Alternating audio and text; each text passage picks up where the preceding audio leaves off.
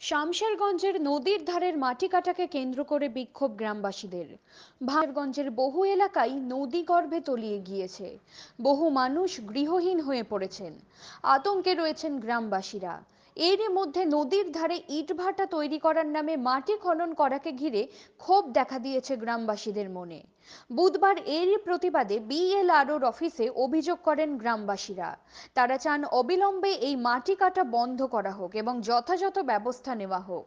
সানিরুল Sheikh report, JS news. এর কাছে এসেছিলেন, কি বললেন বিএলআর সাহেব?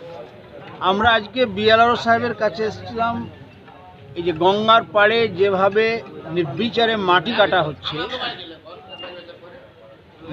ইটভাটার মালিকেরা পালন করার নামে 3 ফুট 4 ফুট করে গর্ত করে বলছে এখানে আমরা ইটভাটার পালন করব। এই অজুহাতে তারা মাটি কেটে, যে গঙ্গা ভাঙন এবার হয়েছে শিবপুর থেকে শুরু করে ওই সব এলাকার যেভাবে বাড়ি পড়ে গেছে, অত বাড়ি পড়ে গেছে, প্রায় 350 মতো বাড়ি কেউ পড়ে গেছে, পালিয়ে গেছে। এই এলাকার মানুষ ওই গঙ্গা ভাঙনে আতঙ্কিত। বারবার দাবি করা হচ্ছে, কিন্তু এখানে করে যখন ইটভাটার মালিকদের কাছে যাওয়া হচ্ছে, মানুষ বলছে, তখন বলছে আমরা রয়্যালটি দিয়েছি বিএলআর। আমরা বিএলআর কাছে এই জন্য এসেছি যে আপনি এই দুর্দশার মধ্যে কেন আপনি রয়্যালটি নিলেন এখানে। উনি সোজা কথা বললেন যে না, আমি যদি রয়্যালটি নিয়ে থাকি কোনো কাগজ দেখাতে পারে, সে তো কাগজ আমার কাছে নেই। আর উনি কথাও বললেন যে কেউ নিজের গর্ত খুঁড়তে পারে না, নিজের মাটিও কাটতে পারে না আমার পারমিশন ছাড়া। আমরা বললাম তাহলে আপনি এই যে মাটি কাটছে গঙ্গার পাড়ে, আপনি কী জন্য মাটি কাটতে দিচ্ছেন?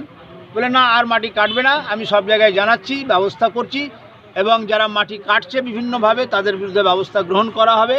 এইভাবে আমাদের প্রতিশ্রুতি দিলেন। এলাকার মানুষ তারা গেছিলেন। আমরা বললাম যে আপনি দ্রুত মাটি কাটা বন্ধ করুন, এই ব্যবস্থা বন্ধ করুন। গঙ্গা যেভাবে ভেঙে এগিয়ে চলে আসছে, হাজার হাজার বাড়িঘর পড়ে যাবে। না হলে আমরা এই এলাকার মানুষ, যাদের ঘর আছে, বাড়ি আছে, জমি আছে, এমনিতেই এই বছর গঙ্গা ভাঙনে গত বছর থেকে প্রায় 300 বিঘার বেশি জমি পড়ে গেছে, আর বাকি সব বাড়িঘর পড়ে যাবে ব্যবস্থা না নিলে। আরও এলাকার মানুষ আরও শক্ত হয়ে ঐক্যবদ্ধভাবে বৃহত্তর আন্দোলন করবে। আর যারা ইট কাটছে, মাটি কাটছে, এইভাবে প্রয়োজন হলে ওই এলাকার মানুষ তারা রাস্তায় শুয়ে যাবে, কিন্তু আর মাটি কাটা বরদাস্ত করা হবে না। মানুষ মাটি কাটবে না। এই এলাকার গ্রামের মানুষ সেভাবে তারা প্রতিরোধটা গড়ে তুলবে।